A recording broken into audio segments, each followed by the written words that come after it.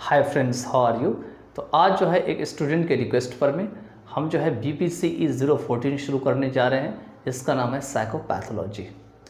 हम जो है इसमें ब्लॉक 1 में इस क्लिप को जो है पूरे ब्लॉक 1 में जितने भी यूनिट है उसमें हम इस क्लिप को डालेंगे, जिससे कि आप अवेयर रहें कि ये ब्लॉक 1 का है। और जितने भी डिफ़िकल्ट वर्ड्स हैं सारे यूनिट में उसको भी हम साथ में एक्सप्लेन करते जाएंगे, क्योंकि एग्जामिनेशन को पास करने के बाद हम अपनी जो लैंग्वेज है उसको रिटन या स्पोकन में उतना अच्छा नहीं यूज़ कर पाते हैं, क्योंकि हमें वर्ड को कॉन्टेक्सचुअली यूज़ करना नहीं आता। तो हम भी कोशिश करते हैं कि कॉन्टेक्सचुअली उसको एक्सप्लेन किया जाए जितना हमें जानकारी है। बाकी आप हमारे साथ एसोसिएट होकर के जो है अगर कोलैबोरेट करेंगे तो वो और भी बेटर हो जाएगा। ठीक है, चलिए। तो हम उम्मीद करते हैं कि आपको जो है ये ब्लॉक 1 का जो साइकोपैथोलॉजी का जो एक्सप्लेनेशन है वो बहुत अच्छा लगेगा। आप अपना ओपिनियन कमेंट बॉक्स में लिख सकते हैं।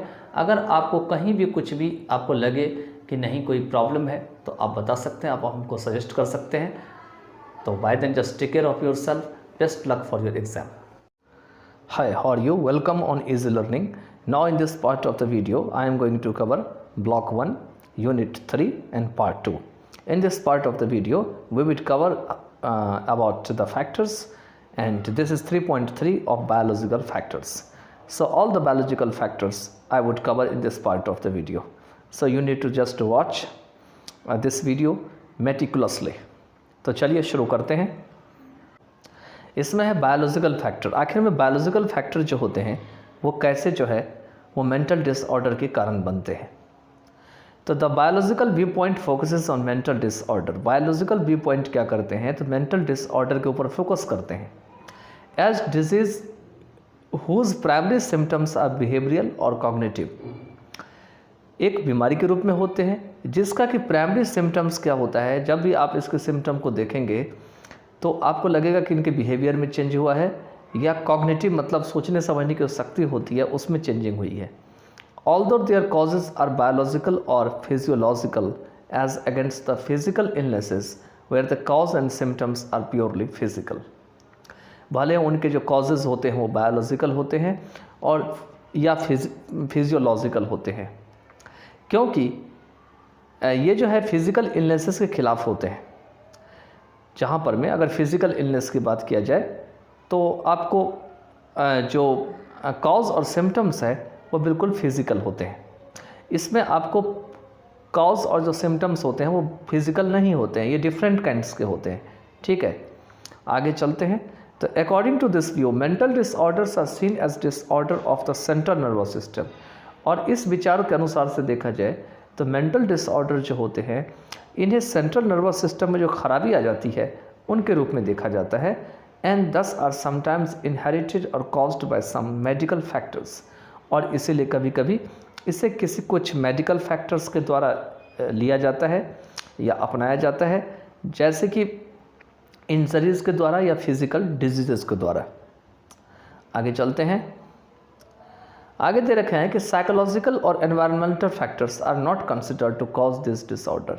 साइकोलॉजिकल या एनवायरमेंटल फैक्टर जो होते हैं वो इन डिसऑर्डर के जो है कारण नहीं समझे जाते हैं। We will discuss 5 of the most important categories of biological factors. कहते हैं जो बायोलॉजिकल फैक्टर्स हैं उसमें जो सबसे इम्पॉर्टेंट कैटेगरीज है 5, उनके बारे में हम डिस्कस करेंगे। That seem to be responsible for maladaptive behaviour, जो कि मैल एडेप्टिव बिहेवियर के लिए जिम्मेवार होते हैं। और ये कॉजेज़ आपको यहाँ पे नीचे दिए गए हैं। देखते हैं कौन कौन सा फैक्टर है। इसमें है न्यूरोट्रांसमीटर और hormonal imbalances in the brain. जब ब्रेन में न्यूरोट्रांसमीटर और हार्मोनल में असंतुलन पैदा हो जाती है तो जो है मैल एडेप्टिव बिहेवियर होते हैं। जेनेटिक्स प्रॉब्लम होते हैं, ये जेनेटिक्स के बारे में मैंने पहले बता रखा है। कॉन्स्टिट्यूशनल लायबिलिटीज़ होती है, ये वो वाला कॉन्स्टिट्यूशनल लायबिलिटीज़ की बात नहीं कही गई है जो संविधान में होते हैं, जो आपने पॉलिटिक्स में पढ़े होंगे, ये अलग टाइप का है। ठीक है, मतलब जो पूरा जो संरचना ब्रेन का होता है या अंदर का जो संरचना होता है उनकी लायबिलिटीज़ के बारे में बात कही गई है। ब्रेन के स्ट्रक्चर के ऊपर बात कही गई है और फिजिकल डेप्रिवेशन और डिसरप्शन के बारे में बात कही गई है। अभी सभी को हम अलग अलग जो है पॉइंट में जो है अभी जानेंगे कि ये आखिर में होते क्या क्या है। ठीक है, चलिए आगे चलते हैं। आगे इसमें दे रखे हैं कि 3.3.1 में कि न्यूरोट्रांसमीटर और हार्मोनल जो इम्बैलेंस होते हैं ब्रेन में वो कैसे इफ़ेक्ट करते हैं और कैसे प्रभावित करते हैं और कैसे मैल एडेप्टिव बिहेवियर को जन्म देते हैं। देखिए, न्यूरोट्रांसमीटर इम्बैलेंसेस क्या होती है। कहते हैं कि the 100 billion neurons in the nervous system, central nervous system CNS communicate by chemical messengers called neurotransmitter. कहते हैं सेंट्रल नर्वस सिस्टम में जो है 100 बिलियन की संख्या में न्यूरॉन्स होते हैं जो कि केमिकल मैसेंजर्स के द्वारा कम्युनिकेट करते हैं, जिसे कि न्यूरोट्रांसमीटर कहा जाता है। When these neurotransmitters become imbalanced, they give rise to many psychological problem। और जब ये सारे न्यूरोट्रांसमीटर क्या होते हैं, असंतुलन हो जाते हैं, तो बहुत सारे साइकोलॉजिकल समस्याओं को जन्म देते हैं। Biological approaches to treatment focus mainly on medications. और बायोलॉजिकल अप्रोचेस जो होते हैं ट्रीटमेंट करने का, वो मुख्यतया जो है मेडिकेशन के ऊपर फोकस करते हैं। दैट रेक्टिफाई न्यूरोट्रांसमीटर इम्बैलेंसेस, जो कि न्यूरोट्रांसमीटर के जो इम्बैलेंस हैं उनको रेक्टिफाई करते हैं। आगे चलते हैं। आगे है neurotransmitter that is serotonin, dopamine और एपिनेफ्राइन। ये सारे जो है न्यूरोट्रांसमीटर हैं GABA। ये जो है सिनेप्टिक क्लेफ्ट में जो है छोड़े जाते हैं। ये सारा जो है आपका ब्रेन का भाग है। They regulate level of mood, anxiety and cognitive functioning. ये सारे जो ऊपर लिखे गए हैं आपका सेरोटोनिन, डोपामाइन और नॉर एपिनेफ्रिन जो भी है जो लिखे गए हैं, ये क्या करते हैं, मूड को, एंग्जाइटी और कॉग्निटिव जो फंक्शनिंग है उनको नियमित रखते हैं। आगे दे रखे हैं इसमें कि factors affecting neurotransmitter imbalance include. कौन कौन सा ऐसा फैक्टर है जो कि न्यूरोट्रांसमीटर को इम्बैलेंस करता है। तो पहला है excessive production and release of the neurotransmitter substance into the synapses causing an excess in levels of that neurotransmitter. कहते हैं अगर काफ़ी ज़्यादा मान के चलिए कि जो ट्रांसमीटर सब्सटेंस होते हैं उनका सिनेप्सिस में अगर मान के चलिए प्रवाह हो जाता है, तो इससे क्या होते हैं, न्यूरोट्रांसमीटर की जो आपकी न्यूरोट्रांसमीटर की जो लेवल होती है उसमें काफ़ी ज़्यादा बढ़त हो जाती है। ठीक है। दूसरा है कि dysfunctions in the normal processes by which neurotransmitters are deactivated after they are released into the synapse। कहते हैं कि नॉर्मल जो प्रोसेस होते हैं उसमें खराबी आ जाती है न्यूरोट्रांसमीटर के द्वारा। कहते हैं by which neurotransmitter are deactivated, जिससे न्यूरोट्रांसमीटर डीएक्टिवेट हो जाते हैं जब उन्हें सिनेप्स में छोड़े जाते हैं। तो this deactivation is done in 2 ways। ये डीएक्टिवेशन 2 तरीके से होते हैं। ये डीएक्टिवेशन तो आप जानते ही होंगे क्या होते हैं। They are either deactivated by enzymes present in the synapse or reabsorbed or sucked back into the presynaptic axon button, a process called reuptake। कहते हैं वो या तो एंजाइम के द्वारा डीएक्टिवेट कर दिए जाते हैं जो कि सिनेप्स में प्रेजेंट हो जाते हैं, या उसे सोख लिए जाते हैं, दोबारा रीअब्जॉर्ब कर लिए जाते हैं, या वापस से जो है उसे प्रेसिनेप्टिक जो एक्सन बटन होते हैं उसमें सोख लिए जाते हैं। एक ऐसा प्रोसेस होते हैं जिसे कि रीअपटेक भी कहा जाता है। Dysfunctions can occur when the enzymes in the synapse are deficient or there is slowing of the process of reuptake। कहते हैं डिसफंक्शन तब होते हैं जब सिनेप्सी में जो एंजाइम होते हैं वो कम होते हैं, उनकी कमी हो जाती है एंजाइम की, या जो प्रोसेस होती है रीअपटेक की वो धीमी पड़ जाती है। आगे तो रखें थर्ड में problems in the receptors in the post synaptic neuron which में आइदर बी एबनॉर्मली सेंसिटिव और इनसेंसिटिव। तो कहते हैं जो रिसेप्टर में जो समस्याएं होती है खास करके जो पोस्ट सिनेप्टिक न्यूरॉन में होती है, ये या तो एबनॉर्मली सेंसिटिव होते हैं या तो इनसेंसिटिव हो जाते हैं। अब आगे कह रहे हैं different disorders are thought to occur from different patterns of neurotransmitter imbalances. जो अलग अलग न्यूरोट्रांसमीटर जो होते हैं उनके अंदर जो असंतुलन पैदा हो जाती है अलग अलग तरीके से, उससे जो है अलग अलग रूप से उनके बारे में सोचा जाता है और उनके अलग अलग डिसऑर्डर होते हैं। Different types of drugs that are used to treat various disorders are believed to work by correcting this imbalances. आगे दे रखे हैं कि अलग अलग प्रकार के जो ड्रग्स जो है उसे यूज़ किए जाते हैं अलग अलग डिसऑर्डर को जो है ट्रीट करने के लिए। Believe to work by correcting this imbalances, और ऐसा माना जाता है कि इन इम्बैलेंसेस को ठीक करने के लिए ड्रग्स जो है यूज़ किए जाते हैं। एग्जाम्पल के लिए the anti depressant drug Prozac slows down the reuptake process of the neurotransmitter serotonin. ये जो खास करके ड्रग होते हैं जो एंटी डिप्रेसेंट होते हैं ड्रग प्रोजैक, जो क्या करते हैं रीअपटेक की जो प्रोसेस होती है न्यूरोट्रांसमीटर सेरोटोनिन में, उनको स्लो डाउन कर देते हैं, उनको मतलब धीमा कर देते हैं। डोपामाइन जो है आगे दे रखे हैं, has been implicated in schizophrenia, इसे स्किज़ोफ्रेनिया में जो है काफ़ी जटिल माना गया है। And GABA has been strongly implicated in anxiety, और GABA के बारे में मैंने ऊपर बता रखा है, इससे जो है एंग्जाइटी में जो है काफ़ी ज़्यादा जो है लिया जाता है या उनमें माना जाता है। इसके बाद जो नेक्स्ट है वो है आपका 3.3.2 में, वह है हार्मोनल इम्बैलेंस। जब हार्मोन होती है उनमें उसमें संतुलन नहीं बना रहता है तो उससे भी साइकोलॉजिकल डिस्टर्बेंस या प्रॉब्लम आती है। Hormones are chemicals messengers secreted by the endocrine glands. कहते हैं कि ये जो हार्मोन्स होते हैं ये ऐसे केमिकल मैसेंजर होते हैं जो कि एंडोक्राइन ग्लैंड के द्वारा छोड़ी जाती है, जैसे कि पिट्यूटरी आपका है। They play a role in the functioning of the nervous system, ये नर्वस सिस्टम के फंक्शनिंग में मुख्य भूमिका निभाते हैं।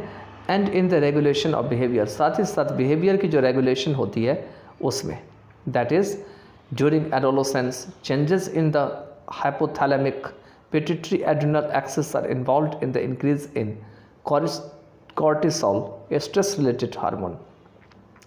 खास करके दे रखे हैं एडोलेसेंस के समय में, और जब हाइपोथैलेमिक पिट्यूटरी एड्रिनल एक्सेस हैं इसमें दे रखे हैं, उसमें जब चेंजेस हो जाते हैं, खास करके जब कॉर्टिसोल में इंक्रीज हो जाती है, और ये स्ट्रेस रिलेटेड हार्मोन होती है, खास करके जो नाम दे रखे हैं ऊपर। Malfunction of the system has been said to be responsible for various forms of psychopathology. कहते हैं इस सिस्टम में अगर खराबी आ जाती है तो कहा जाता है कि ये जो साइकोपैथोलॉजी के जो अलग अलग रूप हैं उनके लिए जिम्मेवार माना जाता है। Hormonal influences are also responsible for the differences in behaviour between man and women, और हार्मोन का जो प्रभाव है वो भी रिस्पॉन्सिबल होते हैं, जिम्मेवार होते हैं। मैन और वुमेन की जो बिहेवियर होती है उनमें अलग अलग काइंड की बिहेवियर होती है उनके लिए। चलिए आगे चलते हैं। आगे दे रखे हैं इसमें 3.3 में genetics. Genes play an important role in determining risk for both psychotic and non psychotic disorder. कहते हैं साइकोटिक और नॉन साइकोटिक डिसऑर्डर दोनों के लिए रिस्क को निर्धारित करने के लिए जीन्स जो है एक इम्पॉर्टेंट रोल प्ले करते हैं। एग्जाम्पल के लिए, for example the life time risk of schizophrenia is 1%। Schizophrenia की जो पूरी ज़िंदगी की रिस्क होती है वो 1% की होती है। But for the offspring of an affected person, लेकिन ऐसे आदमी जो पहले से ही मान के चलिए स्किज़ोफ्रेनिया से पीड़ित है और अगर उनका वो बच्चा है, ऑफ स्प्रिंग है, तो यह संभावना उस बच्चे के अंदर में 10% तक बढ़ जाती है। And in bipolar disorder is 20%, और बाइपोलर डिसऑर्डर में यह 20% हो जाती है। चलिए आगे चलते हैं। For many years twin studies served as the most direct way of determining whether or not a disorder has a genetic basis। कहते हैं काफ़ी वर्षों से जो ट्विन स्टडीज़ है इसने बहुत सारे डायरेक्ट तरीके को जो है अपनाया है यह निश्चित करने के लिए कि कोई भी जो है जेनेटिक बेसिस जो है वो डायरेक्ट है या नहीं है, जो डिसऑर्डर है वो डायरेक्ट है या नहीं है। In the classic twin study design, कहते हैं क्लासिक ट्विन स्टडी डिज़ाइन में द सिमिलैरिटी ऑफ मोनोजाइगोटिक, जो मोनोजाइगोटिक की जो समानता होती है जिसमें आइडेंटिकल ट्विन्स होते हैं, और साइग्नोटिक जो होते हैं जिसमें फ्रैटर्नल होते हैं, इनको कंपेयर की जाती है। ठीक है, because monozygotic twins share all of their genes and dizygotic twins share only half their genes. कहते हैं क्योंकि ये जो मोनोजाइगोटिक होते हैं ये जो है अपनी पूरी जीन्स को शेयर कर देते हैं, लेकिन कहते हैं जो डायज़िगोटिक ट्विन्स होते हैं वो केवल जो है अपनी हाफ ही जीन्स को जो है शेयर कर पाते हैं। Greater similarity among monozygotic twins than among dizygotic twins implies a genetic component, और काफ़ी ज़्यादा समानता जो है दोनों ट्विन्स जो है इसमें दिया गया है उसमें देखी जाती है। मोनोजाइटिक ट्विन्स में ज़्यादा समानता देखी जाती है अगर डिस्कॉटिक ट्विन्स की तुलना में देखा जाए इस चीज़ को तो। ठीक है, आगे चलते हैं। आगे दे रखे हैं, another genetically informative design that has been used in psychopathology research is the adoption design. दूसरा जो जेनेटिकली इंफॉर्मेटिव डिज़ाइन है जिसे कि साइकोपैथोलॉजी में यूज़ किया गया है रिसर्च में, वह है adoption design. In this design the prevalence of psychopathology in adopted children is examined as a result of psychopathology in their biological parents and in their adoptive parent. कहते हैं इस डिज़ाइन में जो साइकोपैथोलॉजी की जो प्रधानता होती है बच्चों में अपनाई जाती है, इसको एग्जामिन किया जाता है as a result of psychopathology के परिणाम स्वरूप। किस में किया जाता है? तो पेरेंट्स के बायोलॉजिकल स्टेटस में और साथ में इन दियर एडॉप्टिव पेरेंट्स, और जो उनके एडॉप्टिव पेरेंट्स होते हैं उनके अंदर में। If there is a significant association between psychopathology in the adopted individuals and their biological parents, a genetic influence is suggested. कहते हैं अगर एक महत्वपूर्ण एसोसिएशन देखी जाती है एडॉप्टेड इंडिविजुअल की साइकोपैथोलॉजी में और उनके जो बायोलॉजिकल पेरेंट्स हैं उनमें, तो ऐसा माना जाता है कि इनके अंदर जेनेटिक इन्फ्लुएंस हुआ है और इसके सुझाव दी जाती है। If there is a significant association between psychopathology in adopted individual and their adoptive parents, a family environmental influence is suggested. वही बात कह रखे हैं फिर से कि अगर सिग्निफिकेंट एसोसिएशन देखी जाती है एडॉप्टेड इंडिविजुअल की साइकोपैथोलॉजी में और उनके एडॉप्टिव पेरेंट्स के बीच में, तो फैमिली जो एनवायरनमेंट है इन्फ्लुएंस वो भी सजेस्ट की जाती है।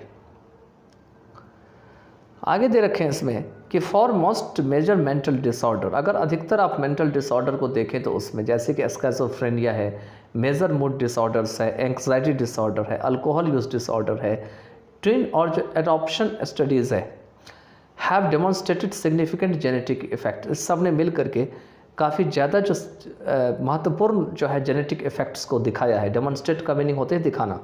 However this studies also demonstrate equally if not more important environmental effects. कहते हैं भले ही ये जो स्टडीज़ हैं वो बराबर तरीके से हर एक चीज़ को दिखाती है, अगर अधिकतर नहीं दिखा पाती है एनवायरमेंटल इफ़ेक्ट के ऊपर तो। However, psychologists often assume that environment means the family or psychosocial environment. भले ही साइकोलॉजिस्ट जो है हमेशा ये assume करते हैं, अनुमान लगाते हैं कि environment का मतलब है या तो family का environment या psychosocial environment, and this is not necessarily the case, और यह आवश्यक रूप से ऐसी स्थिति नहीं होती है। Factors such as the prenatal environment and viral infections are all part of the environment in genetic terms. कहते हैं कुछ ऐसे कारक होते हैं जैसे प्री नेटल एनवायरनमेंट होते हैं, खासतौर पे जन्म से पहले का एनवायरनमेंट होते हैं, या वायरल इन्फेक्शन होते हैं, ये सभी एनवायरनमेंट के हिस्से होते हैं जेनेटिक टर्म में देखा जाए तो। आगे दे रखे हैं कि recent years have witnessed A revolution in molecular genetics. अगर हाल फिलहाल के सालों को देखा जाए तो इसने मॉलिक्यूलर जेनेटिक्स में एक नई क्रांति को जन्म दिया है। As a result we are no longer primarily interested in conducting twin or adoption studies, और इसके परिणाम स्वरूप क्या है, हम काफ़ी लंबे समय तक मुख्य रूप से जो है वो ट्विन और एडॉप्शन स्टडीज़ के ऊपर जो है इंटरेस्ट नहीं लेते हैं जांच या छानबीन करने में, टू डिटरमिन वेदर और not a disorder has a genetic component, यह निर्धारित करने के लिए कि जो डिसऑर्डर है वो जेनेटिक कंपोनेंट उसके अंदर है या नहीं है। Today and increasingly in the future we are more concerned with the discovery of the specific genes that are inherited and how they act to produce mental disorder। कहते हैं आज या बढ़ते हुए जो है फ्यूचर में जब हम जा रहे हैं तो हम काफ़ी ज़्यादा जुड़े हुए हैं उन सभी डिस्कवरी से जो कि स्पेसिफिक जीन्स के ऊपर की जा रही है, जो कि इनहेरिट की जाती है, लिए जाती है माता पिता से, या जेनेटिक्स जिसको कहा जाता है, और किस तरीके से वो मेंटल डिसऑर्डर के ऊपर कार्य करती है उसके ऊपर अभी हम जो है जानकारी ले ही रहे हैं और फ्यूचर में लेते ही रहेंगे। आगे है using several different techniques to analyse DNA.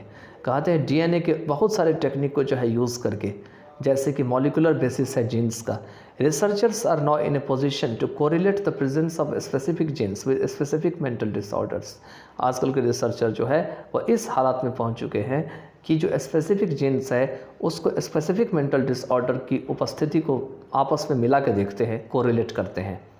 The task is complicated, यह टास्क तो कठिन है, जटिल है, because existing research suggest that, क्योंकि जो पहले से रिसर्च हो रही है वह इस बात के सुझाव देती है कि that most mental disorders are caused by multiple genes, कि अधिकतर मेंटल डिसऑर्डर जो है वो कई ज़्यादा जीन्स के कारण होते हैं जो पॉलीजेनिक होते हैं। Making it very difficult to discover each individual gene, जो कि काफ़ी ज़्यादा डिफ़िकल्ट बना देती है हर एक जीन को जो है डिस्कवर करने के लिए, that is associated with the disorder, जो डिसऑर्डर से जुड़े हुए हैं।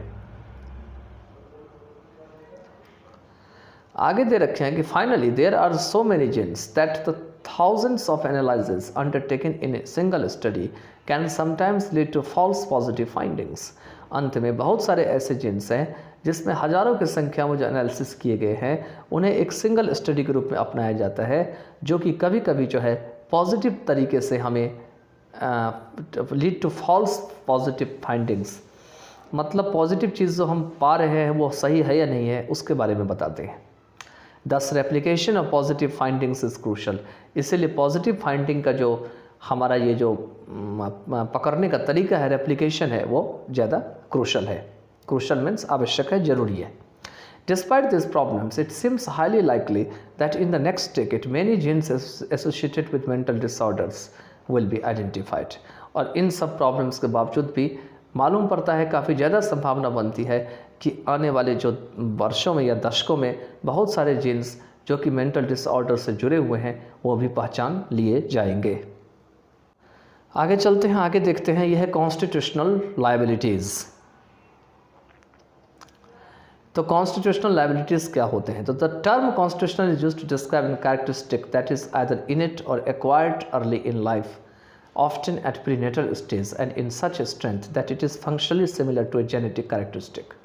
कहते हैं जो शब्द कॉन्स्टिट्यूशनल है इसे कोई भी लक्षण को डिस्क्राइब करने के लिए यूज़ किया जाता है, वह इस तरीके से यूज किया जाता है कि ये या तो पहले से विद्यमान, पहले से ही जो मौजूद है, शुरुआत में जो स्टेज है, जन्म से पहले के स्टेज है, या तो उसको अक्सर उसमें देखा जाता है या उसको इस मजबूती में देखा जाता है कि बिल्कुल जो जेनेटिक जो आदत है या लक्षण है उससे इसका कार्य जो है मिलता जुलता है। फिजिकल हैंडीकैप्स एंड टेम्परामेंट, कहते हैं जो फिजिकल हैंडीकैप और टेम्परामेंट होते हैं वो कुछ ऐसे लक्षण होते हैं जो इस कैटेगरी में शामिल होते हैं। आगे चलते हैं, आगे हैं एम्ब्रायनिक एबनॉर्मेलिटीज़ और एनवायरमेंटल कंडीशंस ऑपरेटिंग बिफोर और आफ्टर बर्थ में रिजल्ट इन फिजिकल डिफेक्ट्स। कहते हैं अगर एम्ब्रियो में जब बच्चा पल रहा होता है तो उस समय अगर उसमें असमानता पाई जाती है या उस समय एनवायरनमेंट की कंडीशन अच्छी नहीं होती है तो ये जन्म से पहले और जन्म के बाद फिजिकल जो कमियां हैं या डिफेक्ट है उनका कारण परिणाम बन सकती है। The most common birth difficulty associated with learning disabilities and behavioural and emotional disorder. और ये जितने भी सामान्य प्रकार के जन्म होती हैं इसमें डिफ़िकल्टी खास करके ऐसे चीज़ों से जुड़ी होती है जिसमें आपको सीखने में परेशानी होती है, डिसेबिलिटीज़ होती है, और बिहेवियरल और इमोशनल डिसऑर्डर होती है। बिहेवियर बहुत अच्छा नहीं दिखा पाते हैं, इमोशन आपकी रद्दी हो जाती है, बिल्कुल ख़राब हो जाती है, और साथ में जो बर्थ होता है बर्थ के समय आपकी वेट भी बहुत कम होती है। Prenatal conditions that can lead to premature birth and low birth weights, जो प्रीनेटल कंडीशन होते हैं जो कि प्रीमेच्योर बर्थ को जो है लीड कर सकते हैं और लो बर्थ वेट को लीड कर सकते हैं। इंक्लूड न्यूट्रिशनल डिफिशिएंसीज, इसमें न्यूट्रिशनल डिफिशिएंसीज का कारण बन सकता है, मतलब जो बच्चा माँ के पेट में होते हैं तो उस समय उन्हें पर्याप्त रूप से उन्हें न्यूट्रिशन नहीं मिल पाता है, उनको या तो डिजीज़ हो जाता है, बीमारी हो जाती है, या उन्हें रेडिएशन में छोड़ दिया जाता है, या ड्रग्स दवा लेते हैं तो उनका शिकार हो जाते हैं, या काफ़ी ज़्यादा मदर को जो है एक्सेसिव यूज़ ऑफ अल्कोहल और टबैको, या तो माता उस समय काफ़ी ज़्यादा क्या करती है अल्कोहल या टबैको जैसी चीज़ों को लेने लगती है, या वो काफ़ी ज़्यादा इमोशनल स्ट्रेस में रहने लगती है। ये सारी चीज़ों का असर बच्चों के ऊपर पड़ता है। तो ये चीज़ उन लोगों के लिए भी ज़रूरी है जो ख़ास करके आगे जा कर के फैमिली जनरेशन में जाएंगे तो उनको भी ये चीज़ देखना बहुत ज़रूरी है अपनी लाइफ टाइम के लिए, कि नशा किसी भी तरीके से किसी भी व्यक्ति के लिए उपयोगी नहीं होता है।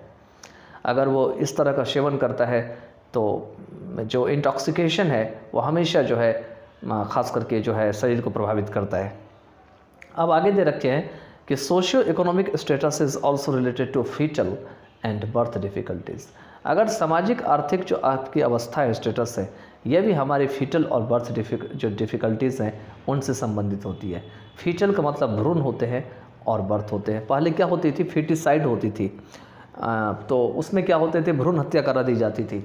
आपने पहले सुने होंगे कि पहले पता कर लिया जाता था कि लड़का है पेट में या लड़की है, ठीक है। तो वहीं कह रहे हैं फीटल एंड बर्थ डिफ़िकल्टीज़। क्या होता है, जब सोशियो इकोनॉमिक आपकी अच्छी नहीं होगी तो क्या करेंगे, पहले के लोग क्या करते थे कि वो जेंडर के हिसाब से जो है, सेक्स के हिसाब से जो है कि मेल है या फीमेल है, उसको जो है फेटिसाइड करा देते थे। फाइनली क्या हुआ तो लास्ट में गवर्नमेंट ने इसके ऊपर बैन लगा दिया था कि भाई अभी पता मत करो कि इसके जो गर्ल है, वुमेन है, उनके पेट में जो है वो बॉय है या गर्ल है, ठीक है। चलिए आगे चलते हैं। आगे दे रखे हैं the temperament of an infant or young girl has profound effects on a variety of important developmental processes.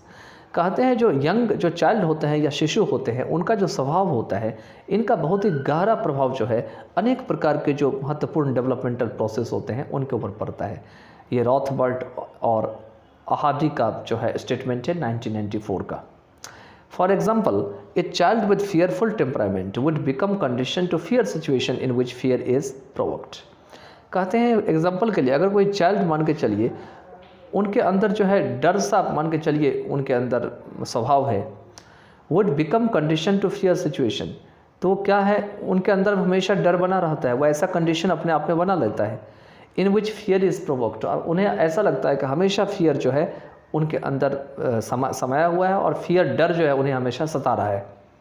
Letter the child will learn to avoid entering this fear situation. अब बाद में बच्चा क्या होता है, वो ऐसे डरावनी जो स्थिति होती है वहाँ पे प्रवेश करने से बचते हैं। And evidence suggest that they might be likely to learn to fear social situations. और एविडेंस इस बात को सुझाव देती है कि ऐसा संभावना बन सकता है कि बाद में सामाजिक जो सिचुएशन है उनमें भी उनको काफ़ी ज़्यादा डर होने लगता है और वो वहाँ भी उनके अंदर झिझक पैदा हो जाती है।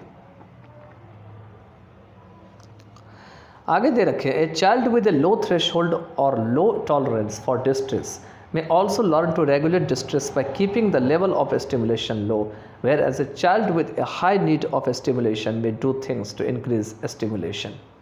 कहते हैं ऐसे बच्चा जो खास करके लो थ्रेशोल्ड होता है या लो टॉलरेंस होते हैं, उनकी सहनशीलता कमज़ोर होती है, जब उनको विपत्ति आ जाती है, डिस्ट्रेस आ जाती है, तो वो जो है may also learn to regulate distress, तो वो क्या करते हैं, उस विपत्ति को ही अपना नियम बना लेते हैं, उनको आदत सी पड़ जाती है उसी में रहने की। By keeping the level of stimulation low, क्योंकि वो क्या करते हैं कि जब बार बार उनके ऊपर विपत्ति आती है उनके ऊपर, तो उनके अंदर स्टिमुलेशन होती है, उनके लेवल को बरकरार रखते हैं, उनको कम कर लेते हैं। Whereas a child with a high need for stimulation may do things to increase stimulation. जबकि जो बच्चा होता है जिनके पास हाई नीड होती है स्टिमुलेशन की, वो ऐसे चीज़ों को कर सकते हैं जिससे स्टिमुलेशन बढ़ाया जा सके। Given this effects on various developmental processes, it can be said that temperament might also cause various forms of psychopathology in later life. कहते हैं ये जितने भी इफेक्ट्स हैं जो अनेक प्रकार के डेवलपमेंटल प्रोसेसेस के ऊपर दिया हुआ है, उससे कहा जा सकता है कि जो टेम्परामेंट है या स्वभाव है, ये अनेक प्रकार के जो साइकोपैथोलॉजी है आने वाली ज़िंदगी में, बाद की ज़िंदगी में उनका कारण बन सकती है। For example, children who are fearful in many situations might be at risk. कहते हैं ऐसे बच्चे जो बहुत सारी स्थिति में हमेशा डरे डरे से रहते हैं, वो हमेशा खतरे में रहते हैं या खतरे में रह सकते हैं for developing anxiety disorders later in childhood और एडल्टहुड। और बाद में क्या होती है, उनके अंदर में चाइल्डहुड या एडल्टहुड में वो हमेशा जो है चिंताग्रस्त होते हैं, वो हमेशा सोचते रहते हैं, एंग्जाइटी हो जाती है उनमें। ठीक है, चलिए आगे चलते हैं। दे रखे हैं ब्रेन स्ट्रक्चर यहाँ पे 3.5 में। तो knowledge about brain structure has increased with advances in computed tomography, CT scanning and magnetic resonance imaging. कहते हैं जब से CT आया है स्कैनिंग और MRI आया है, आपको जिसको कि मैग्नेटिक रेजोनेंस इमेजिंग कहा गया है। तो इन सभी एडवांसेस के कारण जो है जो कंप्यूटेड टोमोग्राफी है आपका, इससे जो हमारे ब्रेन की स्ट्रक्चर की नॉलेज है वो काफ़ी ज़्यादा बढ़ गई है। इससे हमें अब ब्रेन की नई नई नॉलेज होने लगी कि ब्रेन कैसे फंक्शन करता है आखिर में। This has lead to many notable observations. इसने बहुत सारे जो है महत्वपूर्ण जो ऑब्जर्वेशन है उनको लीड किया है। For example, neuroimaging in some patients with schizophrenia shows dilated cerebral ventricles and reduced frontal lobe density. खास करके जो न्यूरो इमेजिंग है कुछ पेशेंट में जिसमें स्किज़ोफ्रेनिया होती है, वह जो है डायलेटेड सेरिब्रल वेंट्रिकल्स को दिखाता है और ख़ास करके रिड्यूस्ड फ्रंटल लोब डेंसिटी दिखाता है। This evidence indicates that schizophrenia may be neurodevelopmental in origin. और यह एविडेंस इस बात को दिखाती है कि स्किज़ोफ्रेनिया है ये न्यूरो डेवलपमेंटल ओरिजिन में हो सकते हैं। उसके बाद इसमें दे रखे हैं कि exposure to adverse conditions which can affect brain development in utero or in early life may lead to changes in the frontal lobes that increase the risk of schizophrenia। कहते हैं अगर विपत्ति की जो घड़ी होती है, कंडीशन होती है, अगर उसमें किसी को छोड़ दिया जाए जो कि उनको ब्रेन डेवलपमेंट को प्रभावित करते हैं, खास करके अर्ली लाइफ में या इन यूटेरो दे रखा है नाम, ये क्या होते हैं जो फ्रंटल लोब्स होते हैं उनमें काफ़ी ज़्यादा जो है परिवर्तन का कारण बन सकते हैं और इससे जो है स्किज़ोफ्रेनिया के जो खतरा है वो बढ़ने का चांस हो जाता है। Neuroimaging also helps us to distinguish between different types of dementia. और न्यूरो इमेजिंग क्या करते हैं, हमें मदद करते हैं कि अलग अलग जो भूलने की बीमारी है, डिमेंशिया है, उनके बीच में आपको डिस्टिंग्विश करने के लिए, उनको भेद करने के लिए, अलग अलग करने के लिए। Also, some older people experiencing severe depression for the first time might have underlying cerebrovascular disease।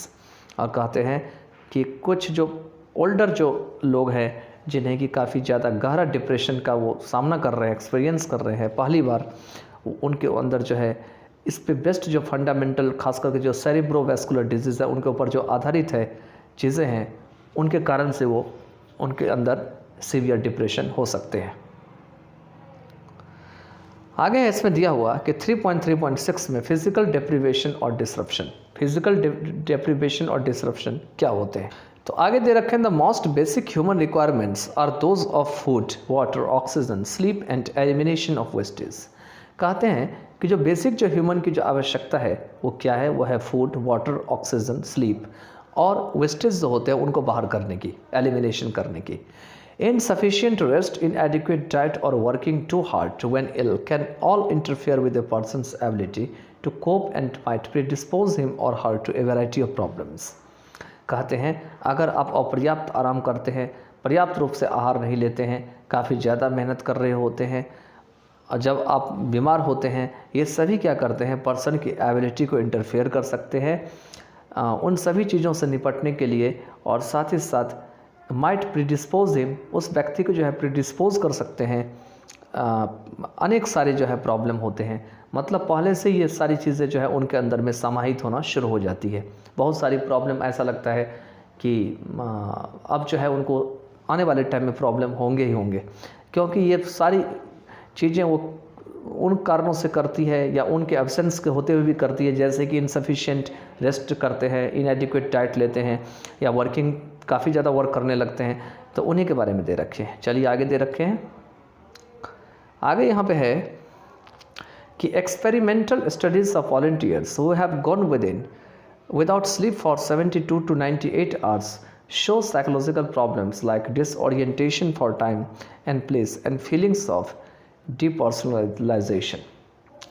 कहते हैं कुछ वॉलंटियर ने अपने एक्सपेरिमेंटल स्टडीज़ में बताया है जो कि काफ़ी मतलब 72 या 98 आवर्स नहीं सोए थे, बिना सोए हुए थे, वो दिखाते हैं कि उनको कुछ साइकोलॉजिकल समस्याएं हैं, क्योंकि सोया तो था नहीं, आराम तो किया नहीं था। जैसे कि डिसओरिएंटेशन फॉर टाइम। डिसओरिएंटेशन का मतलब वो किसी एक चीज़ पे जो है वो स्थिर नहीं होते हैं किसी जगह पर में, और उनके अंदर में डीपर्सनलाइजेशन की फीलिंग होने लगती है, मतलब वो अपने आप को नहीं पहचान पाता है। ठीक है, वही कह रहे हैं यहाँ पे, डीपर्सनलाइजेशन होने लगता है।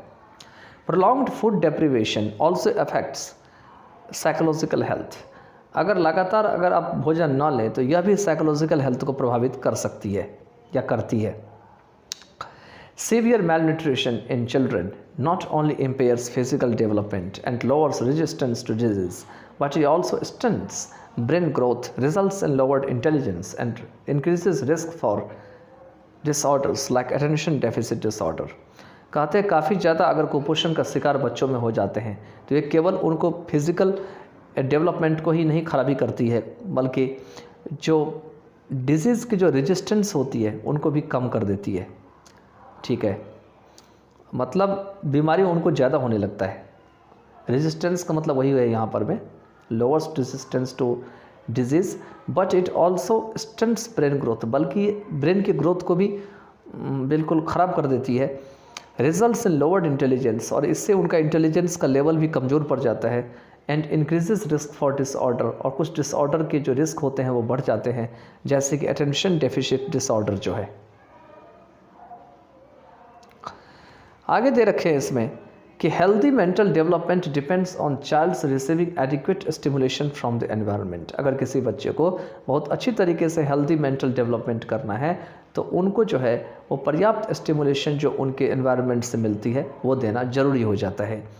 In addition to the psychological problems which can result by too little stimulation, the physical development of the brain is also affected by an unstimulating environment. कहते हैं साइकोलॉजिकल प्रॉब्लम्स के अलावा या अतिरिक्त जो कि जो है वो काफ़ी ज़्यादा स्टिमुलेशन, कम स्टिमुलेशन के कारण हो सकती है। फिज़िकल डेवलपमेंट की जो ब्रेन है, मतलब ब्रेन की जो फिज़िकल डेवलपमेंट है वो काफ़ी ज़्यादा प्रभावित भी हो सकती है, क्योंकि वहाँ पर में एनवायरनमेंट में स्टिमुलेटिंग नहीं होती है, वो अनस्टिमुलेटिंग हो जाती है। आगे चलते हैं। आगे हैं कि many animal studies have demonstrated that under conditions of special stimulation such as enriched and complex environments in which many different activities can be engaged in, the animals were provided varying stimulation.